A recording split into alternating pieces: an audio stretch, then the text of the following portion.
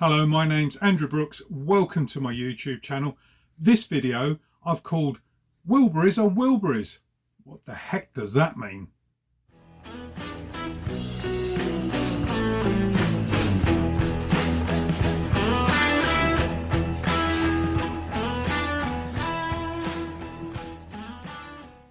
Thank you once again for joining me on my YouTube channel, and I'd just like to say big hello to all the new subscribers and all the new followers. It's very easy to do. If you're not already a subscriber, click the link down here and tap the bell and you'll hear of any new videos of mine. I've also included a link up here to buy me a coffee. If you like what I do and want to help keep the channel running, just click on that and you can just throw a couple of quid down the internet towards, I don't know, me buying a new record and talking about it in a future video. But anyway, just click the link. It's also in the link down below called Buy Me a Coffee. Enough of all that. As I said in the intro, this video I've called Wilburys on Wilburys. And what the heck does that mean? Okay, well, as we know, the Traveling Wilburys were a super group. They consisted of George Harrison, Tom Petty, Jeff Lynne, Roy Orbison and Bob Dylan. And in 1988, they brought out Traveling Wilburys Volume 1. And then in 1990, they brought out Traveling Wilburys Volume 3, skipping Volume 2, but I'll come on to that later. The group lineup changed only by name. It was still the same people. Volume 1, it had George Harrison was Nelson Wilbury, Jeff Lynne was Otis Wilbury, Roy Orbison was Lefty Wilbury, Tom Petty was Charlie T. Wilbury Jr., and Bob Dylan was Lucky Wilbury. Then when it came to Volume 3, sadly Roy Orbison was no longer with us, but George Harrison became Spike Wilbury, Jeff Lynne became Clayton Wilbury, Tom Petty became Muddy Wilbury, and Bob Dylan became Boo Wilbury. And there were other guest Wilburys too. George's son Danny was Ayrton Wilbury. He played on some of the tracks on Volume 3. Gary Moore, he played lead guitar on Volume 3 track called She's My Baby, and it was a single as well. And he became Ken Wilbury. Jim Keltner was the drummer on all of the Wilbury stuff. Although he wasn't officially a Wilbury, he was I don't know, I suppose a cousin called Buster Sidebury. Okay, so this is where the Wilbury on Wilbury bit comes. Rather like the Beatles after they split up, you did get the individual Beatles appearing on each other's records, some more than others, but that's how it was. During the Wilbury period, the Wilburys did crop up on each other's records. So that's what this is actually going to be looking at. We're going to be looking at Wilbury records where another member of the Wilburys has performed with them on that record. Now, I just thought it would be a bit of fun. As I say, I apologise if I've missed anything out, but it's just a bit of fun. I'm only going to limit this to when the Wilburys were a thing. So we're looking at sort of like 1987 to 1991. And I am aware that they did appear on each other's records. Bob Dylan and George were on each other's records in the 70s. And also into the 2000s. Wilburys have appeared on each other's Wilburys records. But for this purpose of this little video, we're going to be looking at 1987 to 1991. So before we get started looking at Wilburys on Wilburys, I just thought I'd show you a couple of other things. So a Wilbury track also appears on Nobody's Child compilation video towards George's Romanian Trust. And that had on it, I'm desperately trying to find it, where are we? Traveling Wilburys, Nobody's Child. That was the single from this album. So yeah, Nobody's Child. In fact, there it is across the bottom. Should have just read that. Another kind of official album is this promo from Warner Brothers, Christmas one, called Winter Warnerland. And this has also got Wilburys on it in the form of George, actually, Nelson Wilbury, and he's just sort of wishing everyone a happy Christmas. As I mentioned earlier, there are two official volumes of Wilbury Records, Volume 1 and Volume 3. We've got a few bootlegs as well, though. This is Volume 2, which has got some outtakes from the Volume 1 sessions.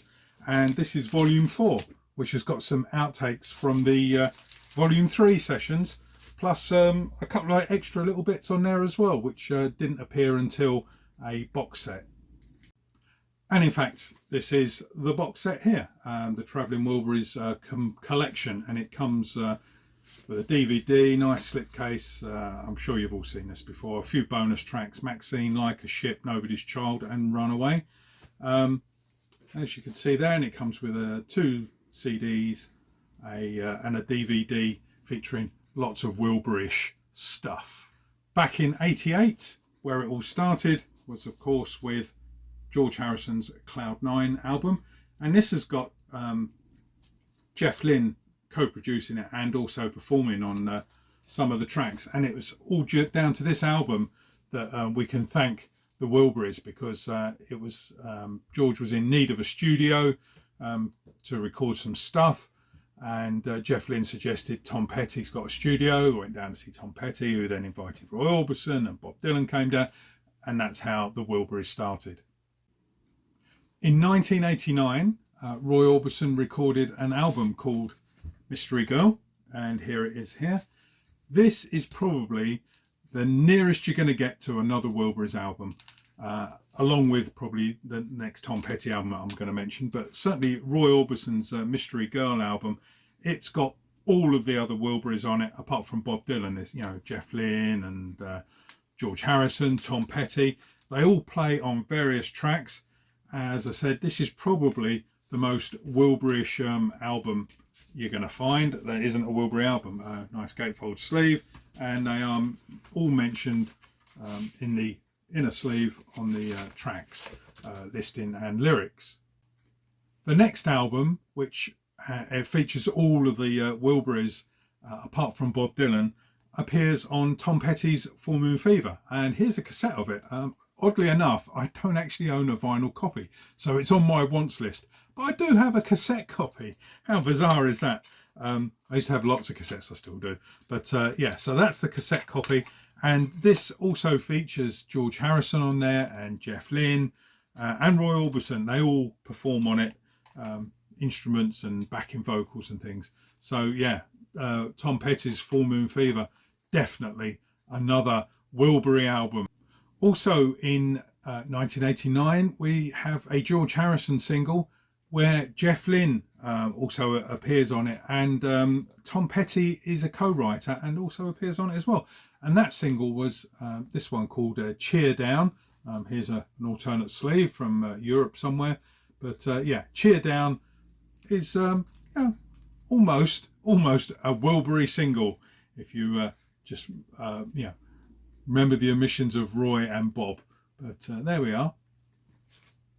Now you're going to like this one. 1990, we see Jeff Lynne's Armchair Theatre album, and it features George Harrison and Tom Petty all the way through it. I love this album. It's a fantastic album, but I don't own it on vinyl.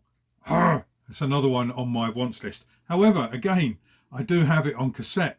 This got heavily rotated in, when I was used to have a cassette deck in my car, and I've only just recently rediscovered my box of cassettes.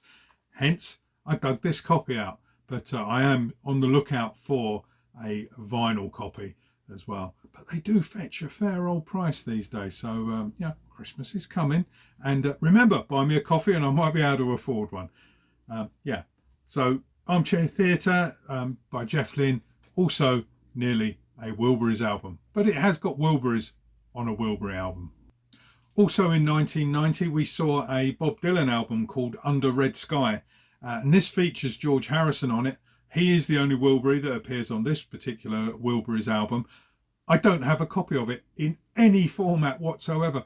I must confess I'm not a Bob Dylan fan, so I don't own many of his records, but I must get a copy of this one, just purely for the George stuff on it, I guess. And the final album I'm going to talk about is a 1991 Tom Petty release called Into the Great Wide Open, and it features Jeff Lynne on it. Again, I don't have a copy of this particular album. I probably wouldn't have got one anyway when at the time of release, because if George wasn't on it, I probably wouldn't have bothered. And Tom Petty, yeah, okay, I like some of his stuff, but again, not really my cup of tea, you know, for every single release. But yeah, Tom Petty, Into the Great Wide Open has Jeff Lynne on this album. I know what you're shouting down the video at me. What about Del Shannon?